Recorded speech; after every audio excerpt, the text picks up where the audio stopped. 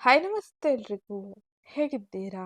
Welcome to ಮಾಹಿತಿ YouTube channel. ಮಾಹಿತಿ YouTube ಚಾನಲ್ನ ಮತ್ತೊಂದು ವಿಡಿಯೋಗೆ ಸ್ವಾಗತ.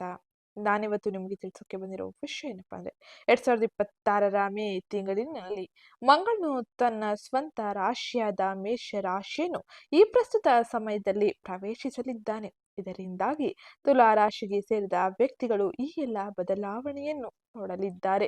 ಸ್ವಂತ ರಾಶಿಗೆ ಮಂಗಳನ ಸಂಚಾರದ ಪರಿಣಾಮ ಯಾವ ರೀತಿಯಲ್ಲಿ ಇರಲಿದೆ ಎಂಬುದನ್ನು ತಿಳಿಯೋಣ.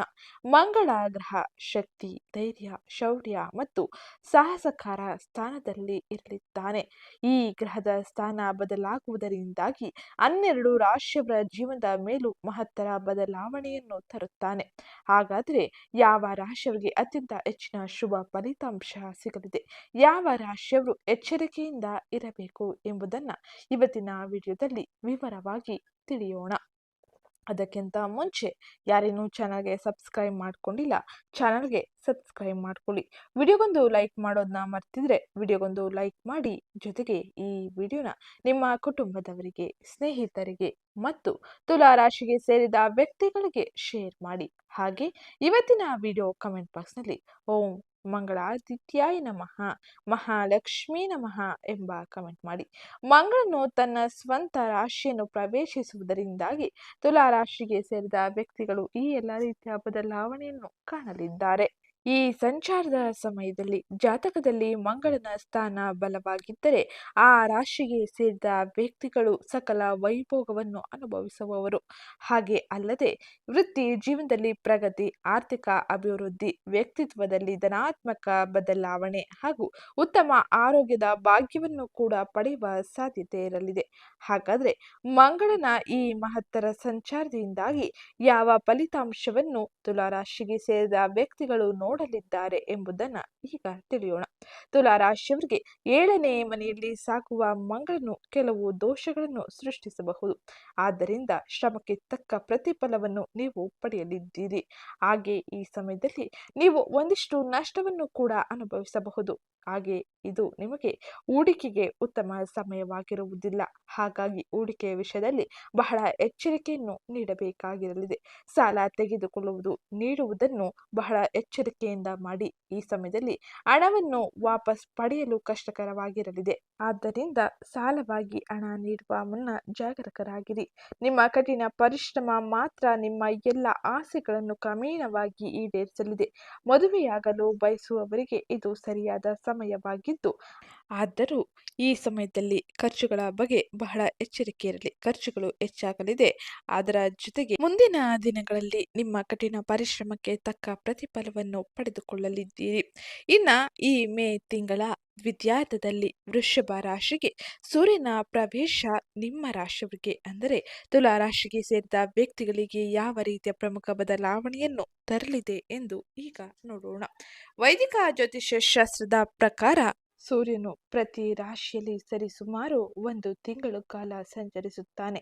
ನಂತರ ಮುಂದಿನ ರಾಶಿಯನ್ನು ಪ್ರವೇಶಿಸುವ ಸೂರ್ಯನಿಂದಾಗಿ ಅನೇಕ ರೀತಿಯ ಪರಿವರ್ತನೆಯನ್ನು ನೀವು ಕಾಣಬಹುದಾಗಿರಲಿದೆ. ಇದಕ್ಕೆ ಧಾರ್ಮಿಕ ಹಾಗೂ ಜ್ಯೋತಿಷ ದೃಷ್ಟಿಯಿಂದ ವಿಶೇಷ ಮಹತ್ವವನ್ನು ನೀಡಲಾಗಿದೆ. 2026ರ ಮೇ 15ರ ಬೆಳಗ್ಗೆ 6 ಗಂಟೆಗೆ ಸೂರ್ಯನು ಮೇಷ ರಾಶಿಯಿಂದ ವೃಷಭ ರಾಶಿಗೆ ತನ್ನ ಪ್ರವೇಶವನ್ನು ಮಾಡಲಿದ್ದು, ಇದು ಜೂನ್ 15ರವರೆಗೆ ಅಲ್ಲಿಯೇ ಸಂಚರಿಸುತ್ತದೆ. ಈ ಅವಧಿಯಲ್ಲಿ ವೃಷಭ ರಾಶಿಯಲ್ಲಿ ಸಂಕ್ರಾಂತಿ ಎಂದು ಕರೆಯಲಾಗುತ್ತದೆ. ಇದು ಸ್ಥಿರತೆ, ಆರ್ಥಿಕ ಸಂಪನ್ಮೂಲಗಳು ಹಾಗೆ ಭೌತಿಕ ಸೌಕರ್ಯಗಳಿಗೆ ಸಂಬಂಧಿಸಿದ ಶಕ್ತಿಯನ್ನು ಸಕ್ರಿಯಗೊಳಿಸುವ ಸಮಯವಾಗಿರಲಿದೆ. ಸೂರ್ಯನ ಸಂಚಾರದ ಪರಿಣಾಮ ಎಲ್ಲ 12 ರಾಶಿಚಕ್ರ ಚಿಹ್ನೆಯ ಮೇಲೆ ಬೀರಲಿದೆ. ಇದು ಜೀವನದ ಮೇಲೆ ವಿಭಿನ್ನ ರೀತಿಯ ಪರಿಣಾಮವನ್ನು ಬೀರುವ ಸಾಧ್ಯತೆ ಇರಲಿದ್ದು, ಕೆಲವರಿಗೆ ವೃತ್ತಿ ಮತ್ತು ಸಾಮಾಜಿಕ ಪ್ರತಿಷ್ಠೆಯಲ್ಲಿ ಪ್ರಗತಿಯನ್ನು ಕಂಡುಬರುವಂತೆ ಮಾಡಲಿದೆ. ಇನ್ನು ಕೆಲವರಿಗೆ ಆರೋಗ್ಯ ಸಂಬಂಧಗಳ ಕಡೆಗೆ ಹೆಚ್ಚಿನ ಗಮನ ಹರಿಸಬೇಕೆಂದು ಸೂಚಿಸಲಿದೆ. ಹಾಗಾದ್ರೆ ಈ ರಾಶಿಚಕ್ರ ಬದಲಾವಣೆ ತುಲಾ ರಾಶಿಗೆ ಸೇರಿದ ವ್ಯಕ್ತಿಗಳಿಗೆ ಪ್ರಮುಖವಾಗಿ ಯಾವ ರೀತಿಯ ಬದಲಾವಣೆಯನ್ನು ಜೀವನದ ಯಾವ ಕ್ಷೇತ್ರದ ಮೇಲೆ ತರಲಿದೆ ಎಂದು ತಿಳಿಯೋಣ. ತುಲಾ ರಾಶಿಗೆ ಸೇರಿದ ವ್ಯಕ್ತಿಗಳು ಈ ಸಂಚಾರದ ಸಮಯದಲ್ಲಿ ಸ್ವಲ್ಪ ಸವಾಲುಗಳನ್ನು ಎದುರಿಸಬೇಕಾಗಿರಲಿದೆ. ಏಕೆಂದರೆ ಆರೋಗ್ಯ ಮತ್ತು ಖರ್ಚು ಎರಡರಲ್ಲೂ ಕೂಡ ಏರಿಳಿತಗಳು ಕಂಡುಬರುವ ಸಾಧ್ಯತೆ ಇರಲಿದೆ. ಹಠಾತ್ ವೆಚ್ಚಗಳು ಉಂಟಾಗಬಹುದು. ಹಾಗೆ ನೀವು ಮಾನಸಿಕ ಒತ್ತಡವನ್ನು ಕೂಡ ಅನುಭವಿಸುವ ಸಾಧ್ಯತೆ ಇರಲಿದೆ. ಕೆಲಸದ ಸ್ಥಳದಲ್ಲಿ ಎಚ್ಚರಿಕೆ ಅಗತ್ಯವಾಗಿದ್ದು, ಯಾವುದೇ ಅನೈತಿಕ ಚಟುವಟಿಕೆಯಲ್ಲಿ ತೊಡಗಿಸಿಕೊಳ್ಳುವುದನ್ನು ಬಿಟ್ಟು ನೀವು ನಿಮ್ಮ ಕೆಲಸಗಳನ್ನು ಶ್ರದ್ಧಾ ಭಕ್ತಿಯಿಂದ ನಿರ್ವಹಿಸಬೇಕಾಗಿರಲಿದೆ. ಆದಾಗ್ಯೂ ಸರಿಯಾದ ಪ್ರಯತ್ನದಿಂದ ಪರಿಸ್ಥಿತಿ ಕಾಲಾನಂತರ ಕ್ರಮೇಣವಾಗಿ ಸುಧಾರಿಸುವ ಸಾಧ್ಯತೆ ಇರಲಿದ್ದು, ಸೂರ್ಯನ ಸಂಚಾರದ ಪರಿಣಾಮ ನಿಮಗೆ ಮುಂದಿನ ದಿನಗಳಲ್ಲಿ ಅತ್ಯಂತ ಹೆಚ್ಚಿನ ಶುಭ ಫಲಿತಾಂಶವನ್ನೇ ನೀಡಲಿದೆ. ಇನ್ನ ಮುಂದಿನದ್ದಾಗಿ ಮೀನ ರಾಶಿಯಲ್ಲಿ ಶನಿಯ ಸಂಚಾರದ ಪರಿಣಾಮ ಈ ಪ್ರಸ್ತುತ ಸಮಯದ ಸ್ಥಿತಿಯಲ್ಲಿ ಏನೆಲ್ಲ ಬದಲಾವಣೆಯನ್ನು ತರಬಹುದು ಎಂಬುದನ್ನ ತಿಳಿಯೋಣ. ಶನಿಯ ಸಂಚಾರವು ತುಲಾ ರಾಶಿಗೆ ಸೇರಿದ ವ್ಯಕ್ತಿಗಳಿಗೆ ಯಶಸ್ಸನ್ನು ತರಲಿದೆ. ಈ ರಾಶಿಗೆ ಸೇರಿದ ಕೆಲಸದ ಮಾಡುವ ಜನರು ಹೊಸ ಅವಕಾಶಗಳನ್ನು ಪಡೆಯಲಿದ್ದಾರೆ. ವೃತ್ತಿ ಮತ್ತು ಉದ್ಯೋಗದಲ್ಲಿ ಯಶಸ್ಸನ್ನು ಗಳಿಸುವ ಸಾಧ್ಯತೆ ಇರಲಿದೆ. ತಮ್ಮ ಪ್ರಯತ್ನಗಳು ಉತ್ತಮ ರೀತಿಯ ಫಲವನ್ನು ನೀಡಲಿದೆ.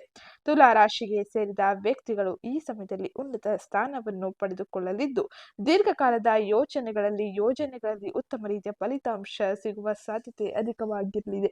ನಿಮ್ಮ ಕಠಿಣ ಪರಿಶ್ರಮದ ಫಲವಾಗಿ ನೀವು ಅನೇಕ ರೀತಿಯ ಅವಕಾಶಗಳನ್ನು ಕೂಡ ನಿಮ್ಮ ಕ್ಷೇತ್ರಗಳಲ್ಲಿ ಪಡೆಯಬಹುದಾಗಿರಲಿದೆ. ಇನ್ನ ತುಲಾ ರಾಶಿಗೆ ಸೇರಿದ ವಿದ್ಯಾರ್ಥಿಗಳು ಶನಿಯ ಅನುಗ್ರಹದಿಂದಾಗಿ ಯಶಸ್ಸಿನ ಮಾರ್ಗಗಳನ್ನು ಕಂಡುಕೊಳ್ಳಲಿದ್ದಾರೆ. ಸ್ಪರ್ಧಾತ್ಮಕ ಪರೀಕ್ಷೆಗೆ ತಯಾರಿ ನಡೆಸುತ್ತಿರುವವರು ಕೂಡ ಉತ್ತಮ ಫಲಿತಾಂಶವನ್ನೇ ಪಡೆಯಲಿದ್ದಾರೆ. ಹಾಗೆ ನೀವು ಮಾಡಿದ ಇಂದಿನ ಸಾಲಗಳನ್ನು ತೀರಿಸಲು ಅವಕಾಶಗಳು ಆಕಸ್ಮಿಕವಾಗಿ ನಿಮಗೆ ದೊರೆಯಲಿದೆ.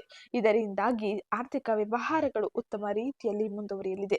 ಕಠಿಣ ಪರಿಶ್ರಮವು ನಿಮಗೆ ಉತ್ತಮ ರೀತಿಯ ಫಲವನ್ನು ನೀಡುವುದರ ಜೊತೆಗೆ ಮಾನಸಿಕ ನೆಮ್ಮದಿಯನ್ನು ತರಬಹುದು. ಆದರೆ ಕೌಟುಂಬಿಕ ವಿಷಯದಲ್ಲಿ ಬಹಳ ಎಚ್ಚರಿಕೆ ನಿರ್ಧಾರಗಳ ಜೊತೆಗೆ ಮುಂದುವರಿಯಿರಿ. ಈ ಸಮಯದಲ್ಲಿ ಕೌಟುಂಬಿಕ ವಿಷಯದಲ್ಲಿ ಜಾಗರೂಕತೆಯಿಂದ ನಿರ್ಧಾರಗಳನ್ನು ತೆಗೆದುಕೊಂಡರೆ ಉತ್ತಮ ರೀತಿಯ ಫಲಿತಾಂಶವು ನಿಮ್ಮದಾಗಲಿದೆ. ಇನ್ನ ಮುಂದಿನದ್ದಾಗಿ ಈ ಪ್ರಸ್ತುತ ಸಮಯದಲ್ಲಿ ರಾಹು ಕೇತುವಿನ ಸಂಚಾರದ ಪರಿಣಾಮ ಹೇಗಿರಲಿದೆ, ಹಾಗೆ ರಾಹು ಕೇತುವಿನ ಸಂಚಾರದ ಸಮಯದಲ್ಲಿ ಯಾವ ರೀತಿಯ ಬದಲಾವಣೆಯನ್ನು ನೀವು ಕಾಣಲಿದ್ದೀರಿ ಎಂಬುದನ್ನ ತಿಳಿಯೋಣ.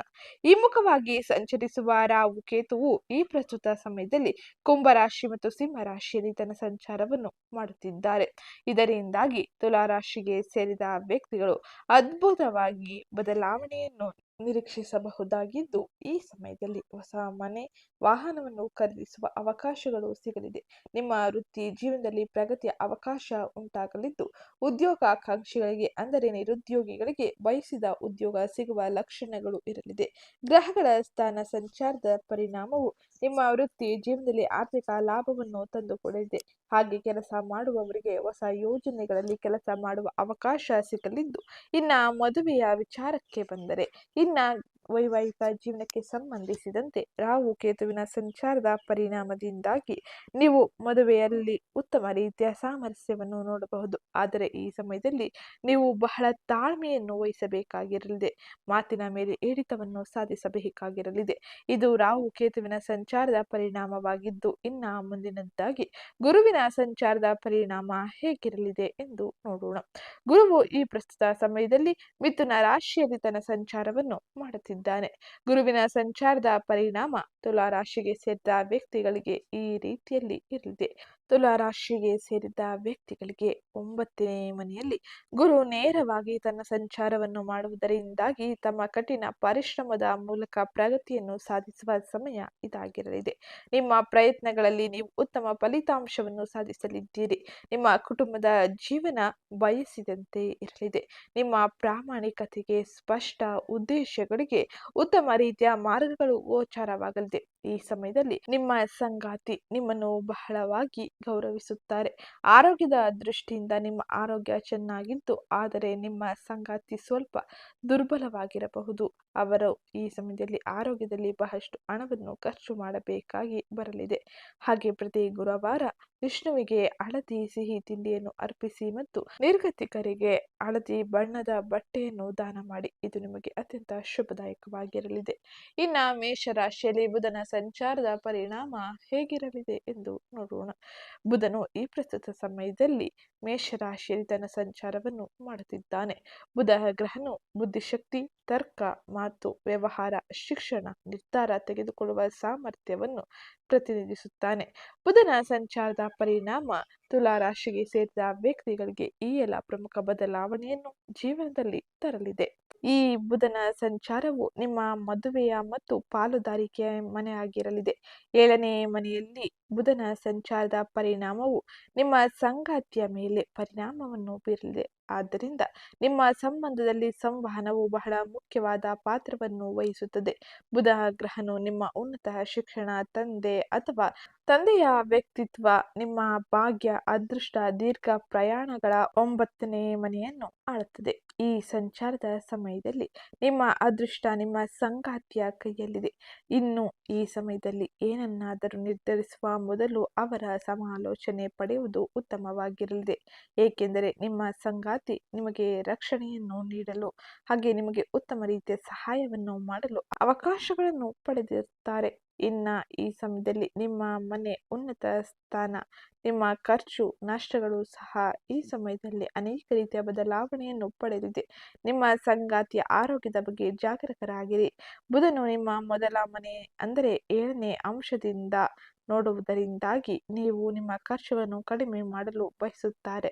ಹಾಗೆ ಮೇಷರಾಶಿಯಲ್ಲಿ ಬುಧನ ಸಂಚಾರದಲ್ಲಿ ನಿಮ್ಮ ವೈಯಕ್ತಿಕ ಸಂತೋಷಗಳ ಮೇಲೆ ಹಾಗೆ ಸಂಗಾತಿಗೆ ಸಂಬಂಧಿಸಿದ ವಿಷಯಗಳ ಮೇಲೆ ನೀವು ಭಾರಿ ಖರ್ಚುಗಳನ್ನು ಮಾಡಲಿದ್ದೀರಿ. ಈ ಸಮಯದಲ್ಲಿ ಬಹಳ ಎಚ್ಚರಿಕೆಯ ಜೊತೆ ನೀವು ಮುಂದುವರಿಯಬೇಕಾಗಿರಲಿದೆ. ಬುಧನ ಸಂಚಾರದ ಪರಿಣಾಮ ತುಲಾ ರಾಶಿಯವರಿಗೆ ಅಷ್ಟೇನು ಉತ್ತಮವಾಗಿರುವುದಿಲ್ಲ. ಹಾಗಾಗಿ ಎಚ್ಚರಿಕೆ ಇರಲಿ, ತಾಳ್ಮೆ ಇರಲಿ, ತಾಳ್ಮೆಯಿಂದ ಮುಂದುವರಿಯಿರಿ. ಯಾವುದೇ ರೀತಿಯ ನಿರ್ಧಾರಗಳನ್ನು ತೆಗೆದುಕೊಳ್ಳುವುದಕ್ಕಿಂತ ಮುಂಚೆ 100 ಬಾರಿ ಯೋಚಿಸಿ ಮುಂದುವರಿಯುವುದು ಅತಿ ಅಗತ್ಯವಾಗಿರಲಿದೆ. ಹಾಗಾದ್ರೆ ಈ ಎಲ್ಲ ಗ್ರಹ ಸಂಚಾರದ ಪರಿಣಾಮ ವೃತ್ತಿ, ವ್ಯವಹಾರ, ಆರ್ಥಿಕತೆ, ಆರೋಗ್ಯ, ಶಿಕ್ಷಣ, ಕುಟುಂಬದ ಮೇಲೆ ಏನೆಲ್ಲ ಬದಲಾವಣೆಯನ್ನು ತರಲಿದೆ ಎಂಬುದನ್ನ ತಿಳಿಯೋಣ.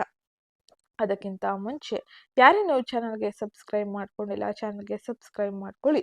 ವಿಡಿಯೋಗೊಂದು ಲೈಕ್ ಮಾಡೋದನ್ನ ಮರಿಬೇಡಿ. ವೃತ್ತಿ ಮತ್ತು ಉದ್ಯೋಗಕ್ಕೆ ಸಂಬಂಧಿಸಿದಂತೆ 6ನೇ ಮನೆಯಲ್ಲಿ ಯೋಗ ಕಾರಕ ಶನಿ ಇರುವುದರಿಂದಾಗಿ ಕಚೇರಿಯಲ್ಲಿ ನಿಮ್ಮ ಸಾಮರ್ಥ್ಯ ಏನೆಂದು ತೋರಿಸುವ ಸಮಯವು ಇದಾಗಿರಲಿದೆ. ತಿಂಗಳ ಪ್ರಥಮಾರ್ಧದಲ್ಲಿ ಲಾಭಾಧಿಪತಿ ಸೂರ್ಯ 7ನೇ ಮನೆಯಲ್ಲಿ ಉಚ್ಚ ಸ್ಥಿತಿಯಲ್ಲಿ ಇದ್ದಿದ್ದರಿಂದಾಗಿ ಈ ಸಮಯದಲ್ಲಿ ನೇರವಾಗಿ ಲಗ್ನವನ್ನು ನೋಡುತ್ತಿದ್ದ. ಆದ್ದರಿಂದ ನೀವು ಅನೇಕ ರೀತಿಯ ಅವಕಾಶಗಳನ್ನು ಪಡೆದಿದ್ದೀರಿ.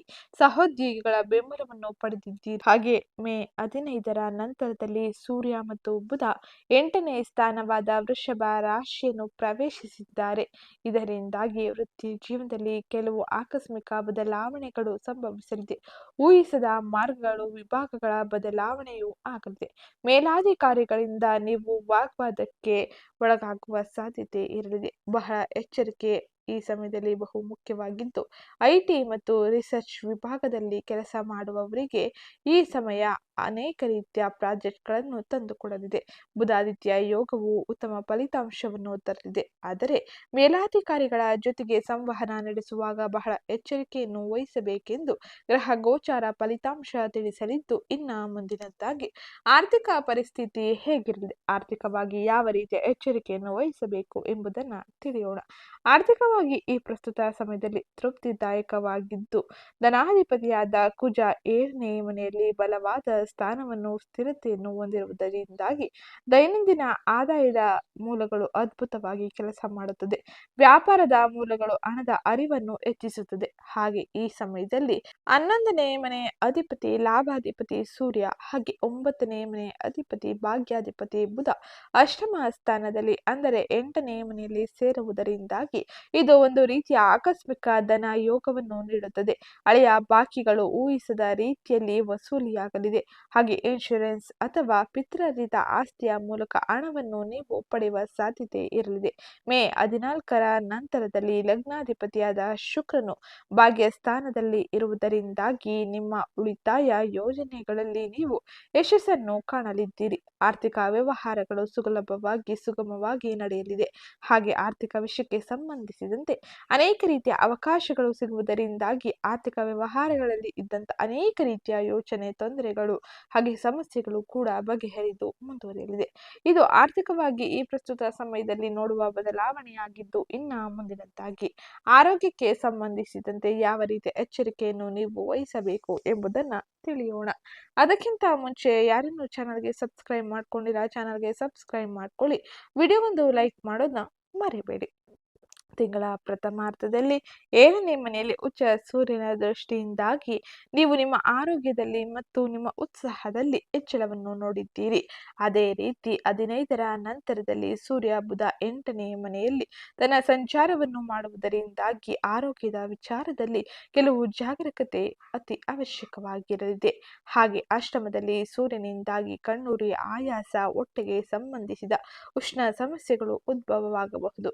ಆದರೆ ಮೇ 14ರಂದು ಲಗ್ನಾಧಿಪತಿ ಶುಕ್ರನು ಅತ್ಯಂತ ಶುಭದಾಯಕವಾದ ಫಲಿತಾಂಶವನ್ನು ನಿಮಗೆ ನೀಡಲಿದ್ದು, 9ನೇ ಮನೆಗೆ ಹೋಗುವುದು ನಿಮಗೆ ಅತ್ಯಂತ ಹೆಚ್ಚಿನ ಶ್ರೀರಕ್ಷೆಯನ್ನು ನೀಡಲಿದೆ.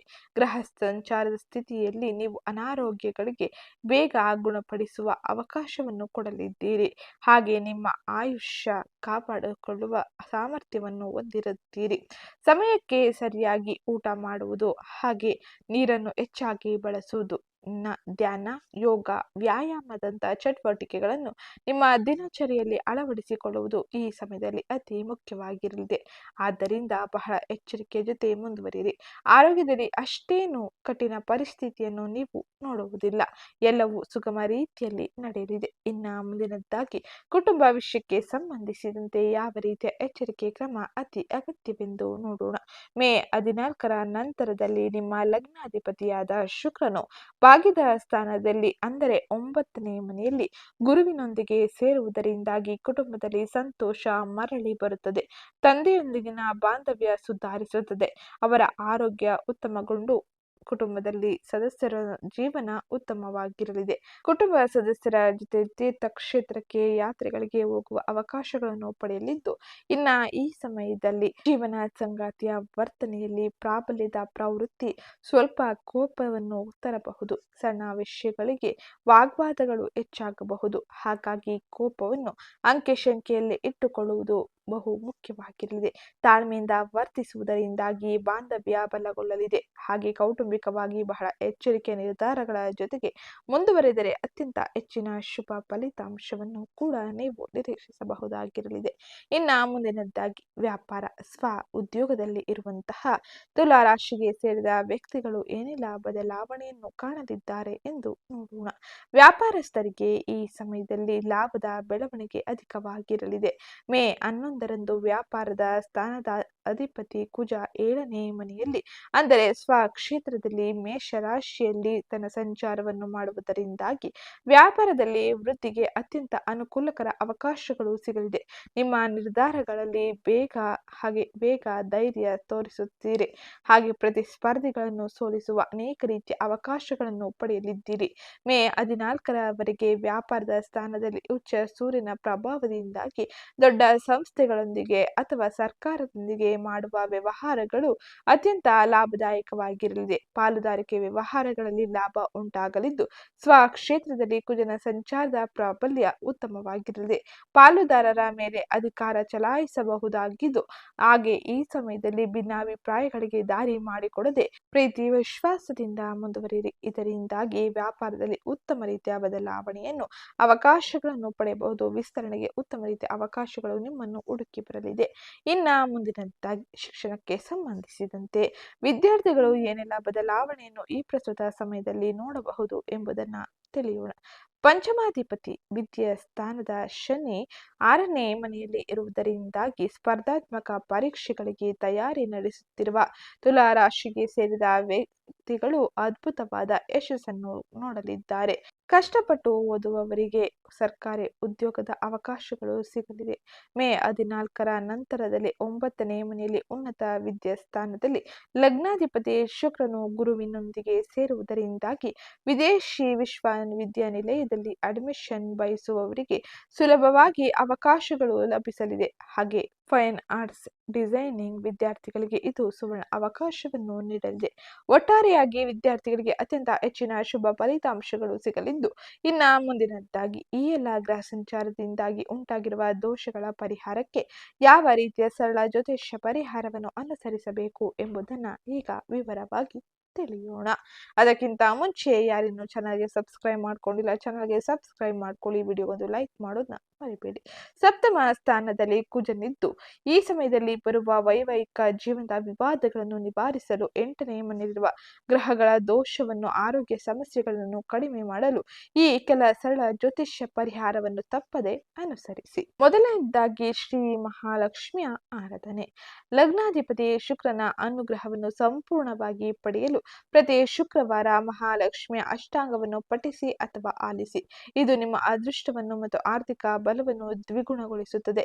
ಎರಡನೇದಾಗಿ ಸೂರ್ಯ ನಮಸ್ಕಾರ. ಮೇ 15ರಿಂದ ಅಷ್ಟಮ ಸ್ಥಾನದಲ್ಲಿ ಸೂರ್ಯನು ಅನಾರೋಗ್ಯಗಳನ್ನು ನೀಡುವುದರಿಂದಾಗಿ ಇದನ್ನು ನಿವಾರಿಸಿಕೊಳ್ಳಲು ಪ್ರತಿದಿನ ಬೆಳಗ್ಗೆ ಆದಿತ್ಯ ಹೃದಯವನ್ನು ಓದುವುದು, ಸೂರ್ಯ ಭಗವಾನನಿಗೆ ಆರ್ಘ್ಯವನ್ನು ಅರ್ಪಿಸುವುದು ಉತ್ತಮವಾಗಿರಲಿದೆ. ಇನ್ನು ಕೊನೆಯದಾಗಿ ಸುಬ್ರಹ್ಮಣ್ಯ ಸ್ವಾಮಿಯ ದರ್ಶನ. ಸಪ್ತಮ ಕುಜನ ದೋಷವನ್ನು ಕಡಿಮೆ ಮಾಡಲು ಹಾಗೆ ಈ ಸಮಯದಲ್ಲಿ ವೈವಾಹಿಕ ದಾಂಪತ್ಯದ ಬಂಧವನ್ನು ಬಲಪಡಿಸಲು ಮಂಗಳವಾರದ ದಿನ ಸುಬ್ರಹ್ಮಣ್ಯ ಸ್ವಾಮಿಯ ದರ್ಶನ ಮಾಡುವುದು ಹಾಗೆ ಕೆಂಪು ಹೂಗಳನ್ನು ಅರ್ಪಿಸಿ ಪೂಜೆ ಸಲ್ಲಿಸುವುದು ಅತ್ಯಂತ ಶುಭದಾಯಕವಾಗಿರಲಿದೆ. ಇದು ಇವತ್ತಿನ ವಿಡಿಯೋ ಆಗಿತ್ತು.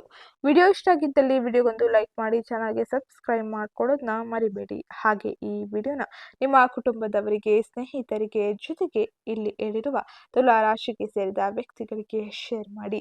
ಹಾಗೆ ಇವತ್ತಿನ ವಿಡಿಯೋ ಕಮೆಂಟ್ ಬಾಕ್ಸ್ನಲ್ಲಿ ಮಂಗಳಾದಿತ್ಯಾಯ ನಮಃ, ಮಹಾಲಕ್ಷ್ಮೀ ನಮಃ ಎಂಬ ಕಮೆಂಟ್ ಮಾಡಿ. ಇದು ಅತ್ಯಂತ ಹೆಚ್ಚಿನ ಸಕಾರಾತ್ಮಕ ಬದಲಾವಣೆಯನ್ನು ನಿಮ್ಮ ಜೀವನದಲ್ಲಿ ತರಲಿದೆ.